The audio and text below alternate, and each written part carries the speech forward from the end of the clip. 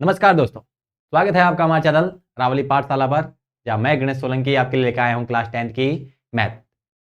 हम अपनी पिछली क्लास के अंदर जो प्रतिस्थापन विधि है उसको समाप्त कर चुके थे और आज की इस क्लास के अंदर हम उसका अगला भाग, अगली बीजगणितीय विधि जो कि है अपने पास विलोपन विधि, उसको पढ़ने वाले थे।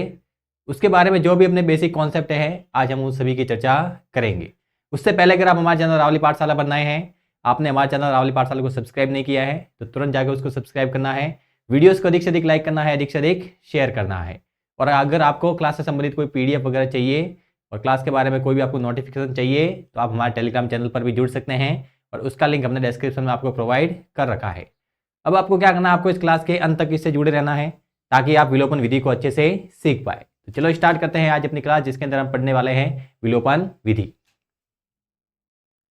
अपने पास आज पढ़ना है हमें विलोपन विधि कि विलोपन विधि क्या होती है।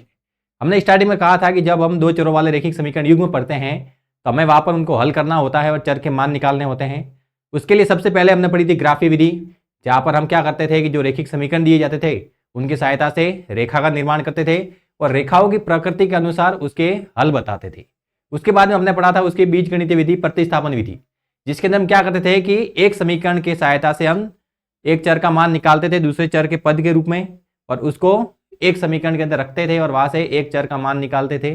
फिर उस चर की सहायता से दूसरे चर का मान भी निकाला जाता था। ये पूरी प्रोसेस हमने पढ़ी थी और उसके सवाल भी किए थे।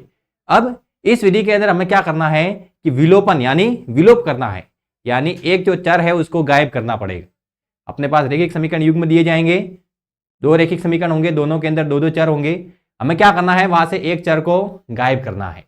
एक चर को वहां से क्या करना है, गायब। मतलब पूरे जो रैखिक समीकरण युग्म है उसके अंदर केवल एक ही चर बचना चाहिए, एक चर को बिल्कुल क्या कर देना है, गायब।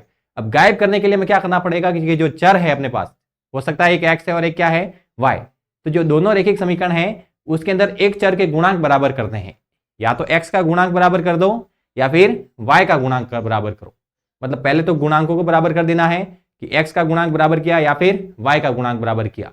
उसके बाद में देखना है कि जो गुणांक हमने लिए हैं उनके आगे जो निशान है, जो चिन्ह है, वो बराबर है या विषम है, मतलब एक समान है या अलग अलग है। देखना जब अलग अलग होंगे तो दोनों रैखिक समीकरणों को जोड़ देना है, क्योंकि प्लस माइनस दोनों कट जाएंगे। और अगर एक समान चिन्ह है यानी दोनों प्लस है या फिर दोनों माइनस है, तब एक समीकरण में से दूसरा समीकरण घटा देना है। तो प्रोसेस क्या हुई अपने पास कि अपने पास रैखिक समीकरण युग्म दिया जाएगा,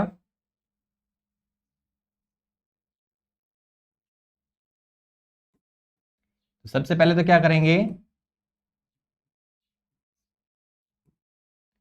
चर के गुणांक, एक चर के गुणांक समान करेंगे।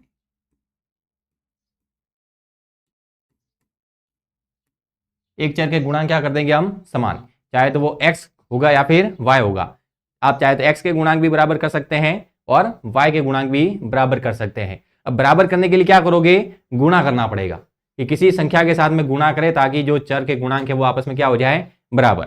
उसके बाद में अगला प्रोसेस क्या है कि चर के गुणांक बराबर हो गए। उसके बाद में हमें क्या करना है कि चर के निशान देखने हैं। चर के निशान अगर समान निशान है तब तो एक समीकरण में से दूसरा समीकरण घटा देंगे, और अगर विपरीत निशान है तब उनको जोड़ देंगे। तो पहला काम किया हमने, चर के गुणांक समान कर दिए। उसके बाद में क्या करना है,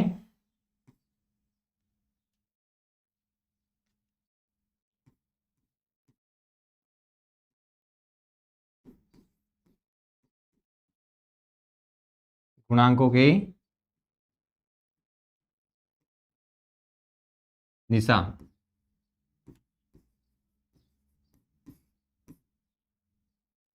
जो समान गुणांक है, जो समान गुणांक है उनके क्या देखने हैं, निशान। कि हमने x के गुणांक बराबर किए, माना कि x का गुणांक 3 है और दूसरा रैखिक समीकरण है उसमें भी x का गुणांक क्या है, 3। फिर उनके निशान देखने हैं कि 3 के आगे प्लस है या फिर माइनस है। अगर दोनों 3 के आगे प्लस है या माइनस है, मतलब चिन्ह क्या हो गया आपस में बराबर, तब क्या करेंगे कि एक रैखिक समीकरण के अंदर से दूसरा रैखिक समीकरण घटा देंगे। और ऐसा होता है कि 3 के आगे एक जगह प्लस है और एक जगह माइनस है, तब उनको जोड़ देंगे। मतलब पहले तो चर के गुणांक समान करने हैं, उसके बाद में समान गुणांकों के निशान देखने हैं कि जो अपने पास गुणांक समान आ रहे हैं उनके निशान कैसे हैं, समान है या विपरीत है। तो निशान देखने के बाद में अगला क्या करना है, समान निशान होने पर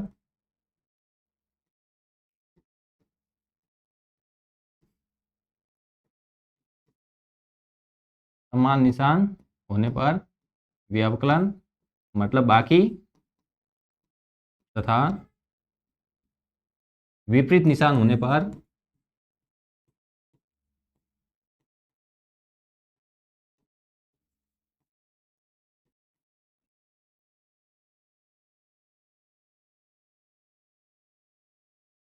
जब समान निशान होते हैं तब तो व्यवकलन करना है, और अगर विपरीत निशान होते हैं तब हमें वहां पर क्या करना है, योग करना है। यानी जब भी हम विलोपन विधि की सहायता से रेखिक समीकरण युग्म को हल करेंगे तो सबसे पहले तो रेखिक समीकरण युग्म के अंदर एक चर के गुणांक बराबर करने हैं, चाहे तो आप x का गुणांक बराबर कर दो या फिर y का गुणांक बराबर कर दो। अब जैसे ही गुणांक बराबर हो जाते हैं उसके बाद में उस गुणांक के निशान देख लेने हैं कि जो गुणांक है उसके निशान बराबर है या अलग अलग है। अगर निशान बराबर हो जाते हैं, जब हमने उसके गुणांक समान किए तब अगर निशान है वो बराबर आते हैं तब हम क्या कर देंगे कि एक समीकरण के अंदर से दूसरा समीकरण घटा देंगे, और अगर निशान विपरीत आते हैं कि एक प्लस का है और एक माइनस का है तब क्या करना है, दोनों रेखिक समीकरण युग्मों को, जो दोनों रेखिक समीकरण हैं उन दोनों को हमें जोड़ देना है। मतलब समान चिन्ह आते हैं तब तो बाकी करोगे, और अगर विपरीत चिन्ह आते हैं तब क्या करना है, योग करना है। जैसे एग्जाम्पल लेते हैं कि अपने पास एक रेखिक समीकरण था 2x प्लस 5y बराबर माइनस का 3, और एक था x प्लस 3y बराबर 2। इसको हमने कहा समीकरण 1, इसको कहा समीकरण 2। तो क्या करना है, पहले तो रेखिक समीकरण जो दोनों दिए हुए हैं उसमें एक चर का गुणांक बराबर कर देना है। आप चाहे तो x का गुणांक बराबर कर सकते हैं, आप चाहे तो y का गुणांक बराबर कर सकते हैं। देखना यहां पर x का गुणांक 2 है, यहां पर x का गुणांक कुछ भी नजर नहीं आ रहा, मतलब कितना है, 1 है। तो अब ये 1 का 2 कब होगा, यहां पर इसका गुणांक 1 है तो हमें x का गुणांक कितना करना है, 2। तो 1 की जगह 2 कब आएगा, जब इसका 2 के साथ में गुणा करेंगे। 1 का 2 कब होगा, जब 1 के साथ में गुणा करेंगे। तब हमें क्या करना है कि जो अपने पास समीकरण 2 है इस पूरे काम किसके साथ गुणा कर देंगे, 2 के साथ। अब 2 के साथ गुणा करेंगे तो क्या हो जाएगा, ये हो जाएगा 2x, और ये 2 तिया 6y, और बराबर 2 दूनी 4।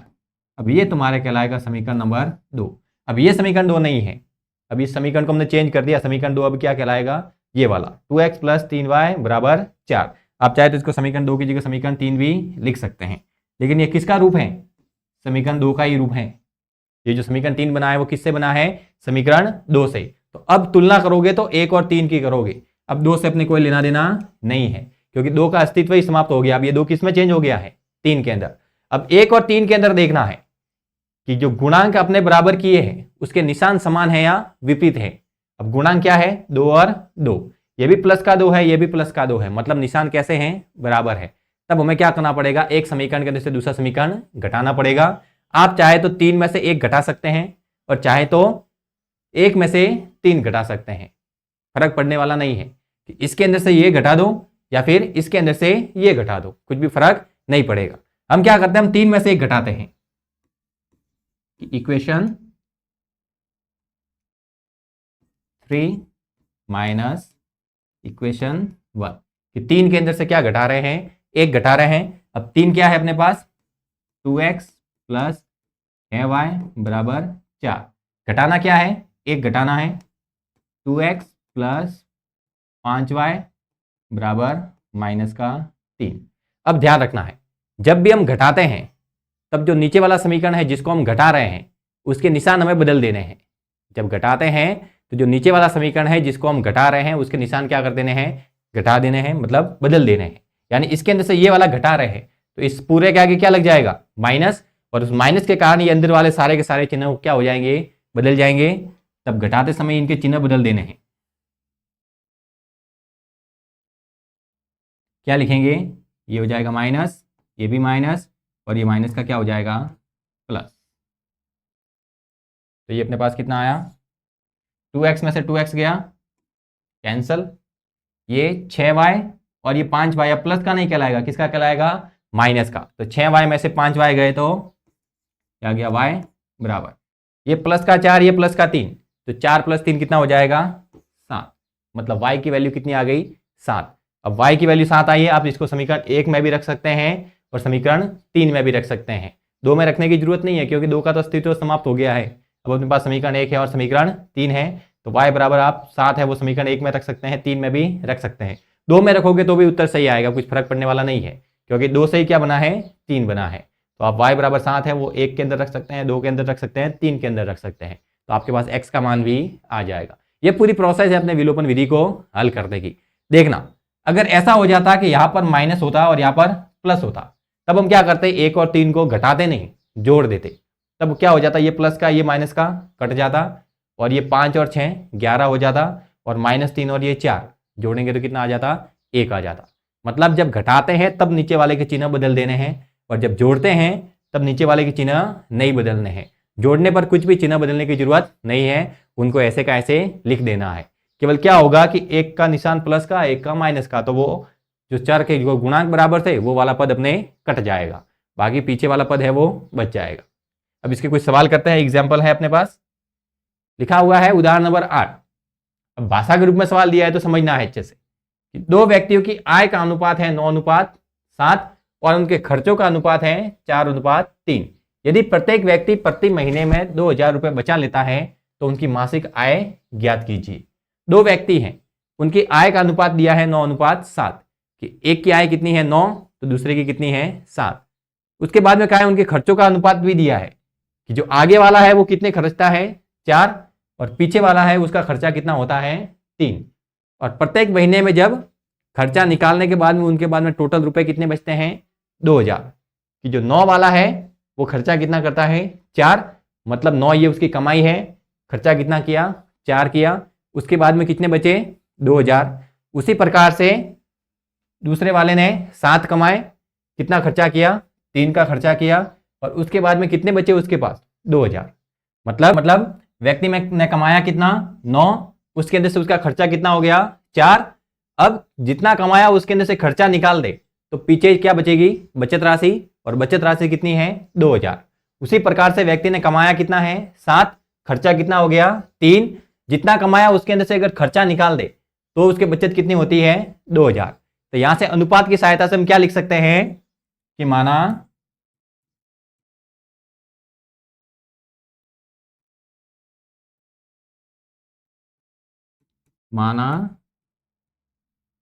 पहले व्यक्ति की आय बराबर 9x। माना पहले व्यक्ति का आय कितनी है 9x, आयु नहीं आय। माना पहले व्यक्ति की आय कितनी है 9x तथा खर्चा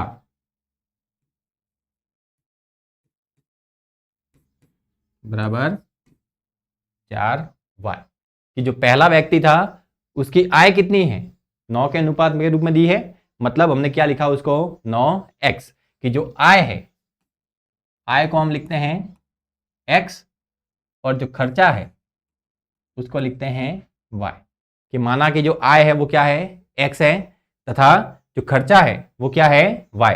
तो पहले व्यक्ति की आय कितनी हो जाएगी 9:7 के रूप में है, मतलब पहले व्यक्ति की आय कितनी है 9, तो हमने उसको लिख दिया 9x। वैसे ही जो खर्चा है वो पहले व्यक्ति के लिए कितना है 4, तो क्या लिखा उसको 4y। इसी प्रकार से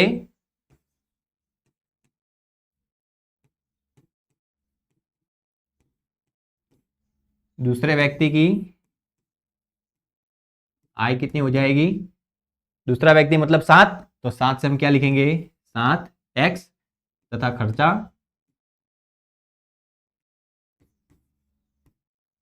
कितना हो जाएगा, अनुपात कितना दिया दूसरे व्यक्ति के लिए 3, तो हो जाएगी 3y। अब कहा है कि प्रत्येक व्यक्ति प्रति महीने में 2000 रुपए बचा लेता है, मतलब बचत बराबर कितनी है, बचत बराबर कितना है 2000 रुपए। बचत कितनी होती है 2000 रुपए। अब बचत कब होगी, जितना कमाते हैं उसके अंदर से जो खर्चा होता है वो अगर हम निकाल दे तो अपने पास बचत आ जाएगी। तो पहले व्यक्ति ने कितना कमाया 9x, खर्चा कितना किया 4y, तो कमाया उसके अंदर से खर्चा घटा दे तो अपने पास बचत कितनी आनी चाहिए 2000। मतलब प्रश्नानुसार क्या हो जाएगा, प्रश्नानुसार क्या हो जाएगा कि 9x पहले व्यक्ति ने कमाया, उसके अंदर से पहले व्यक्ति ने कितना खर्चा किया 4y का, तो ये कमाया उसके अंदर से ये वाला खर्चा कर दिया, और खर्चा करने के बाद भी पीछे कितना बचता है 2000। तो ये हो गया अपने पास समीकरण नंबर 1। वैसे ही दूसरे व्यक्ति ने कितना कमाया है 7x, खर्चा कितना किया है 3y, और पीछे कितने बच रहे हैं फिर भी 2000। ये हो गया समीकरण नंबर 2। दोनों समीकरण आ गए, एक आया 9x माइनस 4y बराबर 2000 और एक आया 7x माइनस 3y बराबर 2000। अब दोनों समीकरण है, अब दोनों समीकरण के अंदर में क्या करना है कि एक चर के गुणांक बराबर करने हैं, या तो x के गुणांक बराबर कर दो या फिर y के गुणांक बराबर करें। अब x के गुणांक अगर बराबर करने हैं तो इधर 9 है इधर 7 है, ऐसी किस संख्या के साथ में गुणा करें कि दोनों के गुणांक आपस में क्या हो जाए बराबर। जैसे 9 की बात करें तो 9 का गुणा अगर हम 7 के साथ में करें तो कितना आएगा 63, और 7 का गुणा 9 के साथ में करें तब कितना आएगा 63। मतलब इस वाले समीकरण का गुणा हमें 7 के साथ में करना पड़ेगा और इस वाले समीकरण का गुणा हमें 9 के साथ में करना पड़ेगा। मतलब यहां से लिखें समीकरण 1 गुणा, समीकरण 1 का गुणा किसके साथ में कर रहे हैं 7 के साथ में, तथा समीकरण 2 गुणा 9, इस समीकरण 2 है उसका गुणा किसके साथ में करना है 9 के साथ। आप चाहे तो यहां से y के गुणांक भी बराबर कर सकते हैं। देखना 4 का गुणा किसके साथ करें, 4 का गुणा हम करते हैं 3 के साथ तो 12 हो जाएगा, और 3 का गुणा किसके साथ करें 4 के साथ तो कितना हो जाएगा 12। मतलब आप समीकरण 1 का गुणा 3 के साथ कर सकते हैं और समीकरण 2 का गुणा 4 के साथ कर सकते हैं, तो तुम्हारे पास y के गुणांक बराबर आ जाएंगे। तो यहां से तुम y को हल कर सकते हो, y कट जाएगा और केवल क्या बचेगा x। हमने क्या किया है x के गुणांक बराबर किए हैं, y के गुणांक बराबर नहीं किए हैं। x के गुणांक बराबर करने के लिए हमने सोचा कि यहाँ पर कितना कर दे आगे 63, तो उसके लिए हमने 9 का गुणा 7 के साथ में कर दिया, समीकरण 1 का गुणा 7 के साथ में, और समीकरण 2 है उसका गुणा किसके साथ कर दिया 9 के साथ में। अब गुणा करने पर कितना आता है, समीकरण 1 का गुणा 7 के साथ करेंगे तो पूरे का गुणा 7 के साथ तो हो जाएगा 9 सते 63 x माइनस ये हो जाएगा 7 चौक 28 y, और ये हो जाएगा 2000 गुणा 7 14,000, और ये समीकरण 2 का गुणा 9 के साथ करना है तो 7 नाम 63 x माइनस का निशान, समीकरण 2 का गुणा 9 के साथ करना था तो 3 नाम 27, और ये हो गया y, और 2 का गुणा 9 के साथ तो 18, ये हो गया 18,000। इसको बोला समीकरण नंबर 3, इसको बोला समीकरण नंबर 4। अब 1 और 2 का अस्तित्व समाप्त हो गया है, अब अपने 1 और 2 से कोई लेना देना नहीं है, क्योंकि 1 और 2 को हमने बदल कर क्या बना दिया 3 और 4। ये 3 और 4 है वो 1 और 2 का ही रूप है, कुछ अलग नहीं है। तो अपने पास अब समीकरण 3 आ गया, समीकरण 4 आ गया। अब देखना x के गुणांक बराबर है, इधर भी 63 है इधर भी 63 है, लेकिन इनके जो चिन्ह है वो बराबर है, ये भी प्लस का है ये भी प्लस का है। तब हम क्या करें 4 में से समीकरण 3 को घटा दें, तब हम लिखेंगे समीकरण 4 में से 3 घटाए या फिर 3 में से 4 घटाए। हम कहते हैं समीकरण 3 में से समीकरण 4 घटाने पर, समीकरण 3 में से क्या घटा रहे हैं समीकरण 4, तो हो जाएगा 63 x माइनस 28 y बराबर 14,000। आप चाहे तो 4 में से भी 3 घटा सकते हैं, उससे भी कुछ फर्क नहीं पड़ेगा। हम 3 में से 4 घटा रहे हैं, आप चाहे तो 4 में से भी 3 घटा सकते हैं। समीकरण 3 में से समीकरण 4 घटाना है, समीकरण 4 है 63 x माइनस 27 y बराबर 18,000। अब देखना घटा रहे हैं तो चिन्ह क्या करने पड़ेंगे बदलने पड़ेंगे, ये प्लस का हो जाएगा माइनस, ये माइनस का प्लस और ये प्लस का माइनस।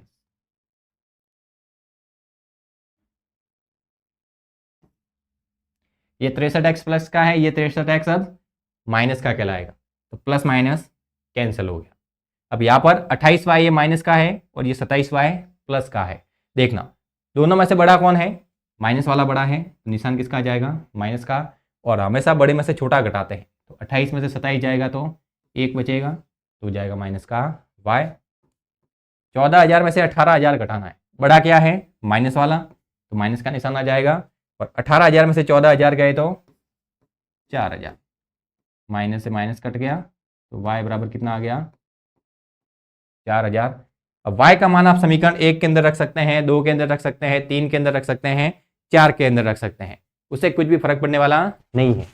लेकिन समीकरण 1 और 2 को हमने बदल कर किस में चेंज कर दिया है, 3 और 4 में, तो 1 और 2 के अंदर हमें रखने की कोई जरूरत नहीं है। ये y का मान आप समीकरण 3 के अंदर रख सकते हैं और समीकरण 4 के अंदर रख सकते हैं, तो y का मान हम रखते हैं समीकरण 3 में।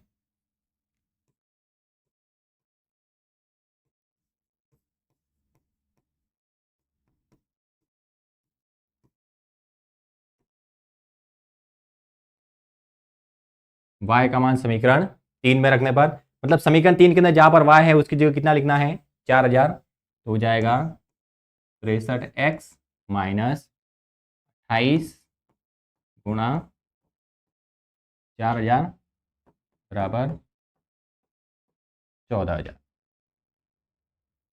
तो ये कितना आ जाएगा अपने पास, 63x बराबर 28 गुणा 4, ये हो जाएगा 112, और पीछे कितने आ जाएंगे, 3 0।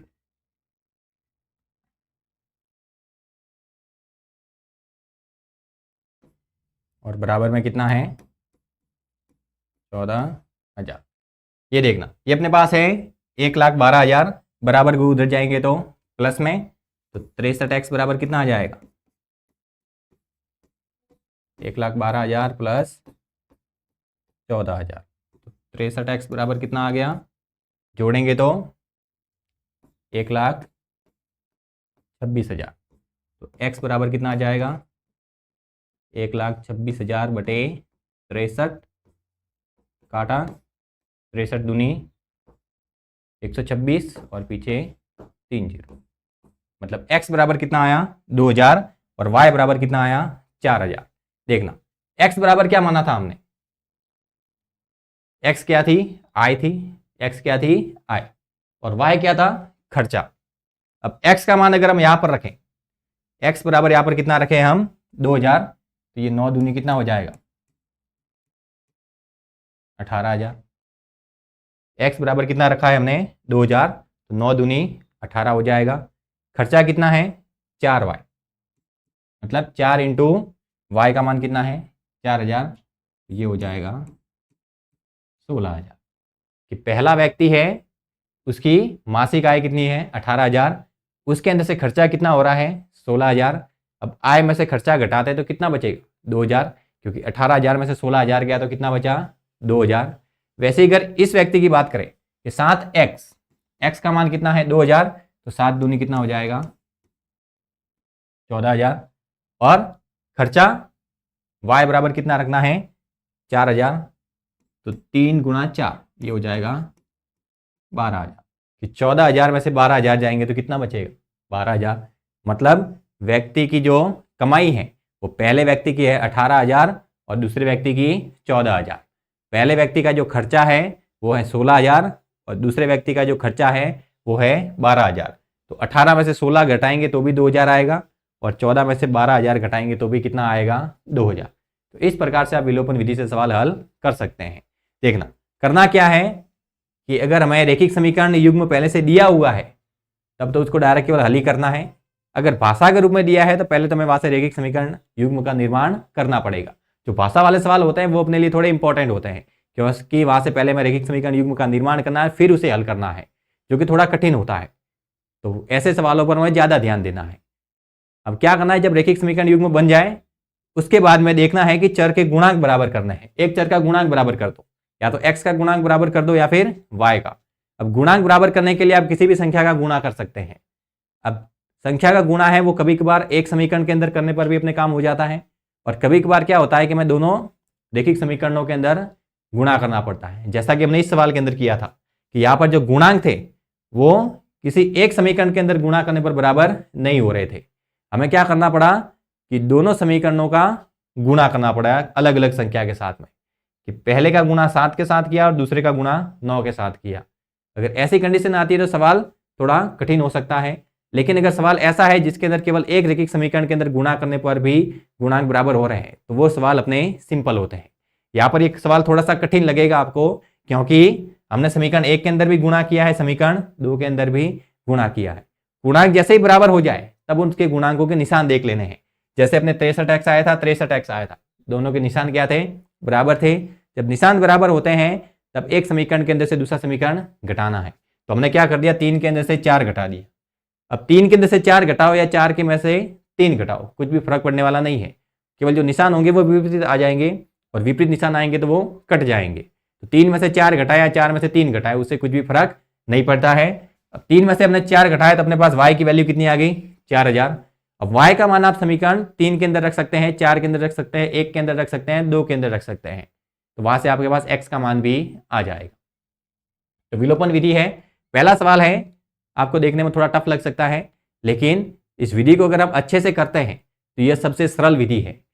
किसी भी रैखिक समीकरण युग्म को हल करने की अगर सबसे सिंपल विधि की बात करें तो सबसे सिंपल विधि कौन सी होती है? वो होती है अपने विलोपन विधि।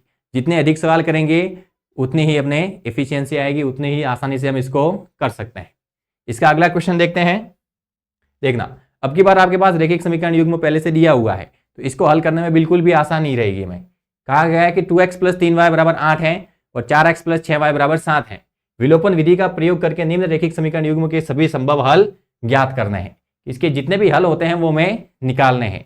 अब हल होते हैं या नहीं होते हैं वो तो हम इसको विलोपन विधि से हल करेंगे तभी पता चलेगा। देखते हैं इसके हल है या नहीं है। देखना, हमने लिखा 2x + 3y बराबर 8, समीकरण नंबर 1। फिर क्या है?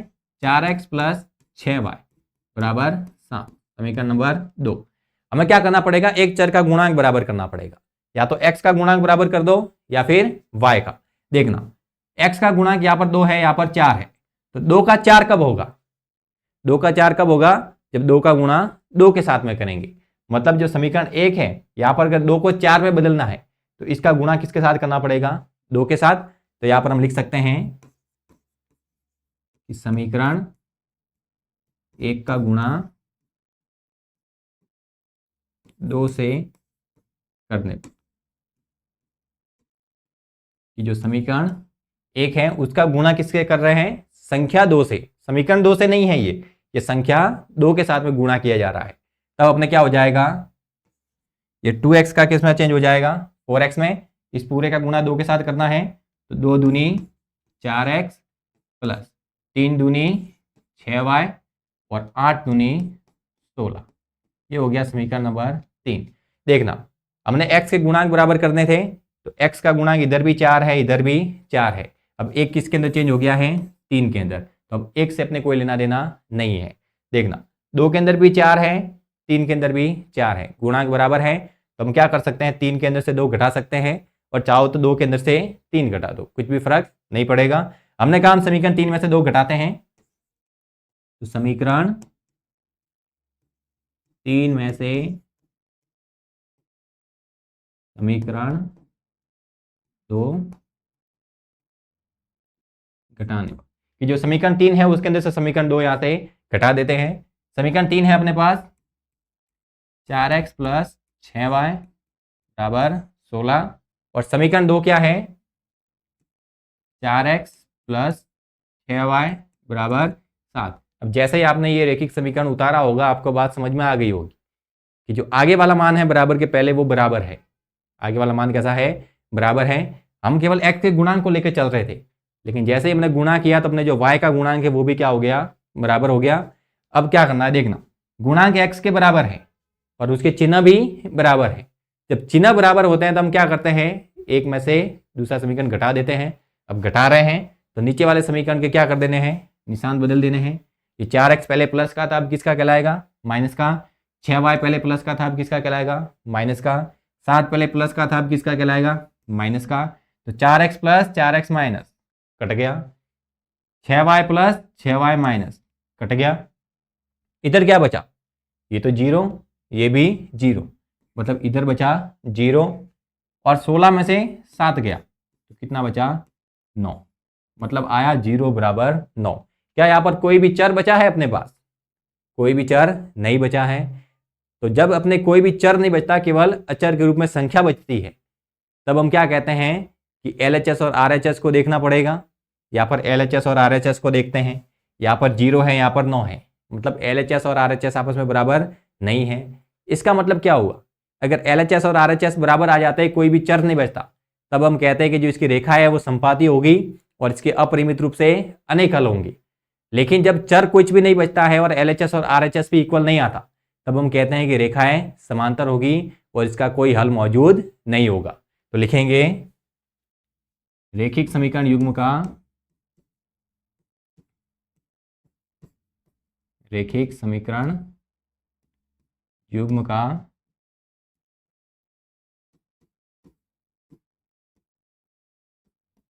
कोई हल नहीं है। आप चाहे तो यहां से तुलना करते कि A1 बटे A2 B1 बटे B2 तो कितना आता है 2 बटे 4 3 बटे 6, मतलब 1 बटे 2। लेकिन जैसे ही C1 बटे C2 करते तो हो जाता 8 बटे 7, माइनस का 8 बटे में माइनस का 7, माइनस से माइनस कट जाता, हो जाता 8 बटे 7। तो A1 और A2 तो बराबर आ रहे हैं B1 B2 के, लेकिन C1 बटे C2 के बराबर नहीं आ रहे, मतलब रेखाएं कैसी होती है, समांतर। आप चाहे तो नीचे लिख भी सकते हैं कि A1 बटे A2 इक्वल B1 बटे B2 but not equal to C1 बटे C2। इसके कारण ये रेखा समांतर हो जाएगी और इसका कोई भी हल यहाँ पर मौजूद नहीं होगा, इसका कोई भी संभव हल नहीं है। एग्जाम्पल नंबर 10 देखना, बड़ा ही मोस्ट इंपॉर्टेंट सवाल है। जब भी ये अंकों वाला सवाल आ जाए तो समझ लेना कि वो अपने लिए मोस्ट है। यहां पर कहा गया कि दो अंकों की एक संख्या एवं उसके अंकों को पलटने पर बनी संख्या का योग 66 है। यदि संख्या के अंकों का अंतर 2 हो तो संख्या ज्ञात कीजिए, और ऐसी संख्याएं कितनी हैं, ये हमको पता करना है। कि 2 अंकों की एक संख्या है, उसके अंकों को पलटने पर बनी संख्या का योग 66 है। मतलब 2 अंकों की एक संख्या लेनी है, उसको और उसके अंकों को पलटने पर बनी संख्या का योग कितना आता है, 66 आता है। और साथ में कहा गया है कि यदि संख्या के अंकों का अंतर कितना आता है 2, तो संख्या ज्ञात कीजिए। तो हमको क्या ज्ञात करनी है, संख्या। देखना, माना इकाई का अंक, क्योंकि जो संख्या है वो 2 अंकों की है, तो एक तो इकाई होगी और दूसरी क्या होगी, दहाई। तो इकाई का अंक हमने लिखा x, इकाई का अंक क्या लिखा x, कि माना इकाई का अंक क्या है x, तथा दहाई का अंक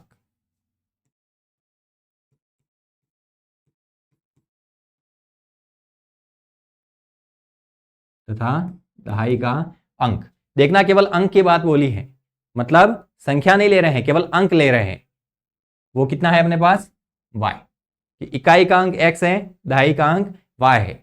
तब संख्या क्या हो जाएगी, ये बड़ी इंपॉर्टेंट चीज है, इसको समझ लेना है कि इकाई का अंक x है, दहाई का अंक y है।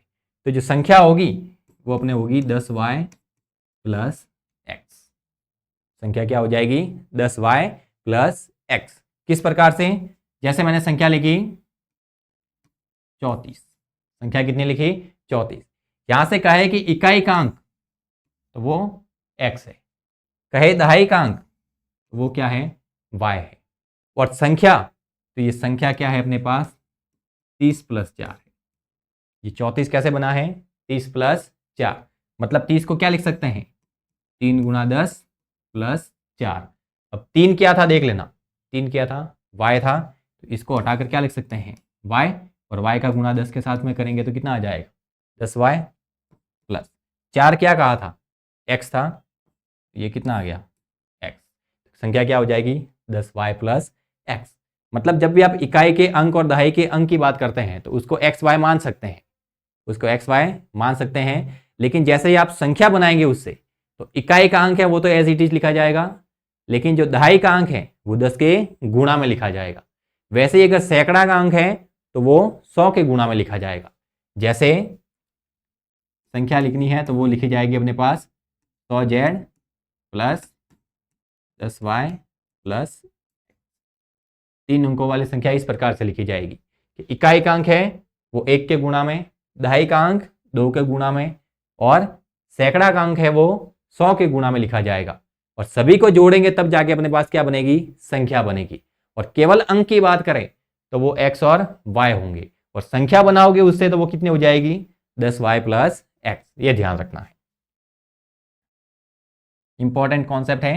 यहां से आपके पास 1 नंबर के अंदर ऐसा भी सवाल पूछ सकते हैं कि यदि किसी संख्या की इकाई का अंक x है तथा दहाई का अंक y है, तब संख्या क्या होगी, तब संख्या लिखी जाएगी 10y प्लस x। अगर ऐसा होता कि इकाई का अंक मैं बोल देता y और दहाई का अंक कितना बोल देते हैं x, तब संख्या क्या हो जाती, दहाई का अंक x बोला है मतलब x को 10 के गुणा में लिखना है, तब हो जाता 10x प्लस y। तो कहा था 2 अंकों की एक संख्या, तो 2 अंकों की संख्या क्या होगी, 10y प्लस x एवं उसके अंकों को पलटने के पर बनी संख्या का योग 66 है। तो ये तो संख्या होगी नॉर्मल। अब हमें क्या करना है, इसके अंकों को पलटना है, मतलब इकाई को दहाई में चेंज करना है, दहाई को इकाई में, मतलब x को y में चेंज करना है, y को x में चेंज करना है। तो लिखेंगे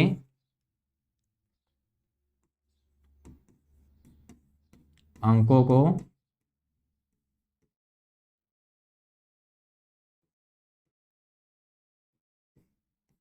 पलटने पर संख्या, अगर अंकों को पलट दे तब संख्या क्या हो जाएगी।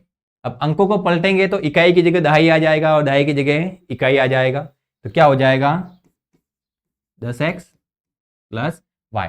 अब इकाई का अंक क्या कहलाएगा, y, इकाई का अंक y, और दहाई का अंक क्या कहलाएगा x, तो दहाई का अंक 10 के गुणा में लिख दिया 10x प्लस y। तो प्रश्नानुसार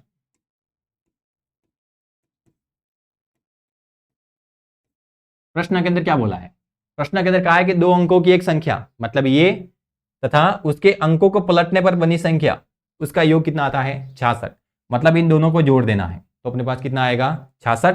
तो प्रश्नानुसार लिखते हैं 10y plus x plus 10x plus y बराबर 66। 10y और y 11y, 10x और x कितना हो गया 11x प्लस 11y बराबर 66। 11x प्लस 11y बराबर कितना आ गया 66। अब आप चाहे तो यहाँ से 11 कॉमन भी ले सकते हैं।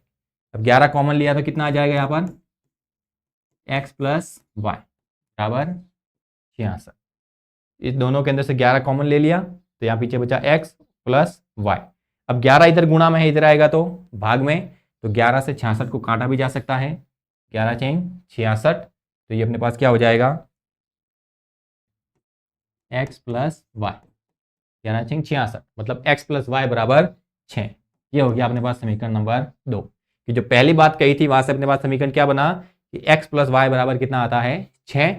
अब कहा है कि यदि संख्या के अंकों का अंतर 2 है, संख्या के जो अंक है उनका अंतर कितना है 2 है। अब अंकों का अंतर मतलब एक में से दूसरा घटाना है कि x में से y घटाए या फिर y में से x घटाए, तो अंतर कितना आना चाहिए 2 आना चाहिए। मतलब अपने पास यहाँ पर 2 कंडीशन आ गई। पहली कंडीशन क्या हो जाएगी, पहली क्या हो जाएगी कि अंकों का अंतर 2 है तो इसमें से कुछ भी बड़ा हो सकता है। फिलहाल हमें पता नहीं है कि x बड़ा है या y बड़ा है। हम पहली कंडीशन के अंदर कहते हैं कि x is greater than y। पहली कंडीशन क्या बोलते हैं कि x is greater than y, कि x का मान है वो y से बड़ा है, तब क्या हो जाएगा x माइनस वाई बराबर 2। बड़े में से छोटा घटाया कितना आ गया 2। वैसे ही हमने कहा कि y is greater than x, तब क्या हो जाएगा अपने पास y माइनस एक्स बराबर 2। ये समीकरण 1 है, इसको आप समीकरण नंबर 2 बोल सकते हैं, इसको समीकरण नंबर 3 बोल सकते हैं। अब पहले तो इस वाले और इस वाले भाग को लेकर संख्या निकालते हैं कि क्या आती है कि x प्लस वाई बराबर 6 और x माइनस वाई बराबर 2। इसको लेते हैं कि समीकरण 1 व 2, समीकरण 1 और 2 की बात करते हैं। समीकरण 1 क्या है, x प्लस वाई बराबर 6 और x माइनस वाई बराबर 2। देखना गुणांक बराबर है, x का गुणांक भी बराबर है, y का गुणांक भी बराबर है। अब y का गुणांक प्लस में है और इधर y का गुणांक माइनस में है, मतलब समीकरण 1 और 2 को हम क्या कर सकते हैं, जोड़ सकते हैं। तो समीकरण 1 व समीकरण 2 से x प्लस वाई बराबर 6 और x माइनस वाई बराबर 2 जोड़ना है। तो minus Y plus Y cut गया, x प्लस एक्स 2x, 6 और 2 को जोड़ा तो 8। देखना हमने अब की बार जोड़ा है तो निशान के अंदर कोई भी परिवर्तन नहीं किया है, समीकरण 1 और 2 को केवल जोड़ दिया है।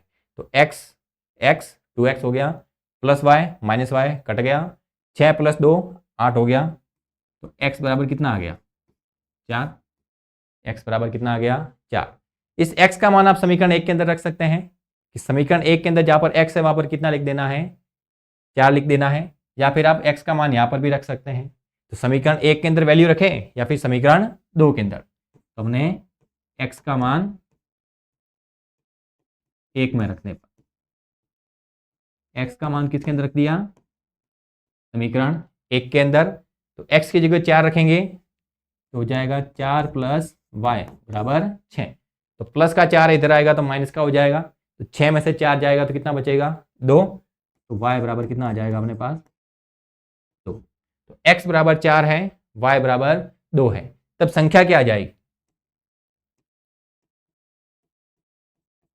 तब संख्या क्या आ जाएगी, x बराबर 4 है तो x कौन सा अंक है, इकाई का, मतलब पीछे कितना लिखा जाएगा 4, और दहाई का अंक कितना है y, तो y का मान कितना आया 2। मतलब संख्या क्या बनती है 10y प्लस x, तो 10 गुणा 2 20 और प्लस में x प्लस 4, तो संख्या क्या हो जाएगी 24। संख्या क्या हो जाएगी 24 कहलाएगी। वैसे ही हम समीकरण 1 और समीकरण 3 लेते हैं। समीकरण 1 व 3 से समीकरण 1 क्या है अपने पास x प्लस वाई बराबर 6 और ये लिखा है y माइनस एक्स बराबर 2, मतलब x है वो माइनस का है, x माइनस का, और y किसका है प्लस का, और बराबर में कितना है 2। हमने इसको ऐसे लिखा है माइनस एक्स प्लस वाई, तो भी सही है क्योंकि x का निशान माइनस का, y का निशान प्लस का, केवल इसको आगे लिखा है इसको पीछे लिखा है, उससे कुछ भी फर्क पड़ने वाला नहीं है। अब देखना x के गुणांक बराबर है और निशान भी विपरीत है, तब ये कट जाएगा और y प्लस वाई कितना आ जाएगा 2y, और 6 प्लस 2 कितना आ जाएगा 8। तो y का मान कितना आ जाएगा, y का मान आ जाएगा 4। y का मान कितना आ जाएगा 4, और y का मान अगर हम समीकरण 1 या समीकरण 3 के अंदर रखें,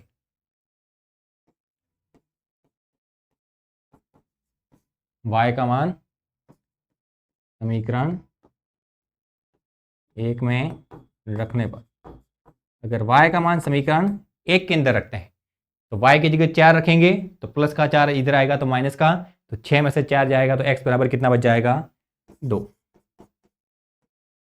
तो x बराबर क्या बच जाएगा 2। तब संख्या क्या हो जाएगी, तब संख्या अपने पास हो जाएगी, संख्या हमें लिखनी थी 10y प्लस एक्स के रूप में, तो y की जगह कितना लिखोगे 4, तो 10y मतलब 10 गुणा 4 40, 40 प्लस x का मान कितना है 2, तो संख्या कितनी हो जाएगी 42। मतलब संख्या है वो 24 भी हो सकती है, संख्या है वो 42 भी हो सकती है। जैसे कहा गया 2 अंकों की एक संख्या ज्ञात कीजिए और उसके अंकों को पलटने पर बनी संख्या का योग 66 हो, तो हो सकता है वो संख्या 24 है। अगर 24 है तो उसके अंकों को पलटेंगे तो कितना आ जाएगा 42, तो 24 और 42 को जोड़ेंगे तो कितना आ जाएगा 66, और माना कि वो संख्या 42 है तो उसके अंकों को पलटेंगे तो संख्या क्या हो जाएगी 24, और 24 और 42 को जोड़ेंगे तो क्या आ जाएगा 66।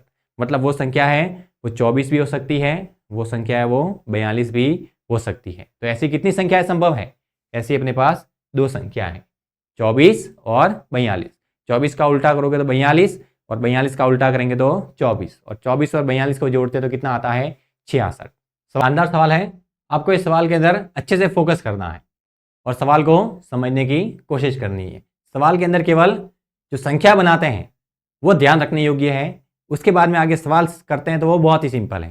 केवल संख्या किस प्रकार से बनाते हैं वो हमको ध्यान रखना है कि अगर इकाई का अंक x है, दाई का अंक y है, तो जो दाई का अंक होगा वो 10 के गुणा में लिखा जाएगा, इकाई का अंक है उसको एज इट इज लिखना है और बीच में प्लस का निशान रखना है।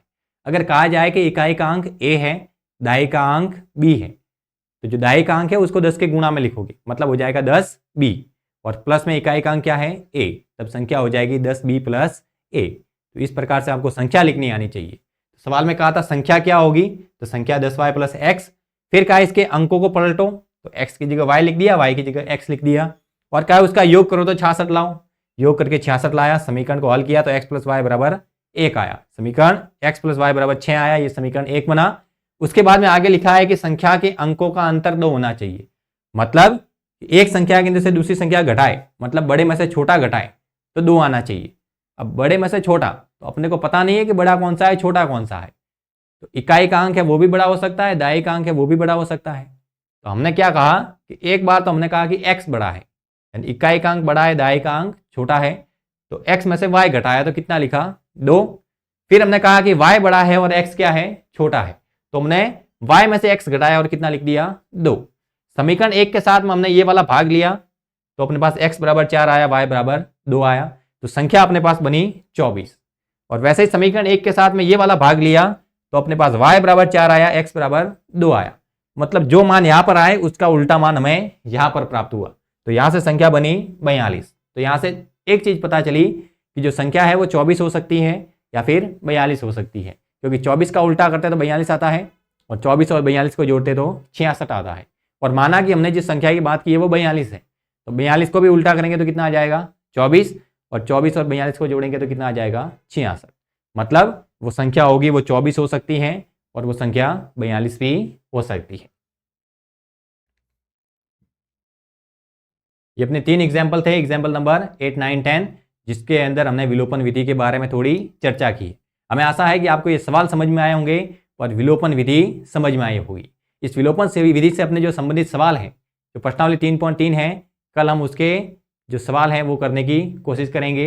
हमें आशा है कि वो सवाल आप आसानी से कर सकते हैं। अगर आपको विलोपन विधि अच्छे से समझ में आई है तो आप विलोपन विधि को जो सवाल हैं उनको हल करने के अंदर आपको बिल्कुल भी दिक्कत नहीं आएगी। हमें आशा है आपको ये क्लास पसंद आई होगी, तो क्लास को अधिक से अधिक लाइक करना है, अधिक से अधिक शेयर करना है, और हमारे चैनल रावली पाठशाला को सब्सक्राइब जरूर करना है। धन्यवाद।